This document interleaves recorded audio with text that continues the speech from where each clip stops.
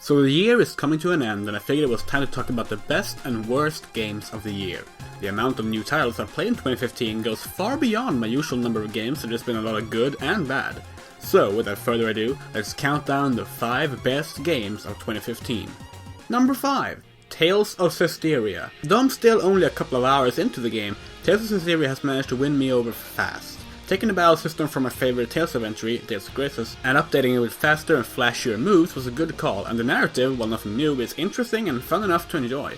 The characters are where the game really shines though, as Tales of Zestiria manages to have a protagonist that's genuinely fun to play as and a huge cast of colorful and strong side characters to boot. Hopefully I'll be able to sit down and finish this early 2016, because my experience so far has been nothing short of amazing. Number 4. 12 Hours. 12 Hours is a rather unconventional title. It was developed in Twine by Kiva Bay, and it follows the journey of a homeless lady trying to survive 12 hours in a harsh and unforgiving city.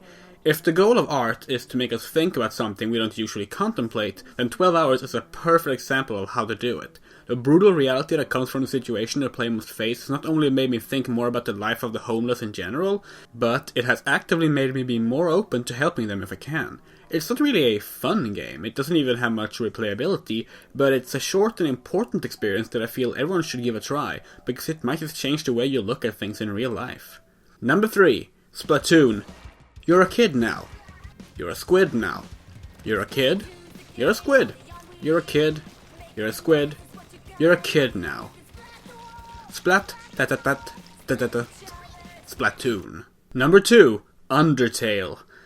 A lot of people expected this one to be number 1, I think, and I will admit that I was one of those people. Undertale is one of the finest games released in many years, offering unique gameplay with a new twist on traditional RPGs from the 90s, mixed with some of the funniest and most heartfelt writing games have ever seen. Undertale is the kind of game that grabs you in the first 30 minutes and then proceeds to not only hold on to you, but tighten that grip more and more throughout your playthrough. You'll laugh, you'll cry, and if you're like me, you'll be filled with determination that will last you throughout the game's story, or at least one of them. I don't know if I will ever replay Undertale, but I know that my playthrough will forever mean a lot to me. It's also worth noting that the less you know about the game going in, the better your experience will be. I would have given anything to have avoided certain spoilers before I beat the game. You owe it to yourself to check out Toby Fox's splendid little game as soon as possible. Honorable mentions! Before we get to number 1, I want to just quickly mention a few games that I really enjoyed this year but didn't really make the list. First off, Heroes of the Storm, as somehow managed to get me to enjoy a mobile game for the first time ever with its great team-focused gameplay.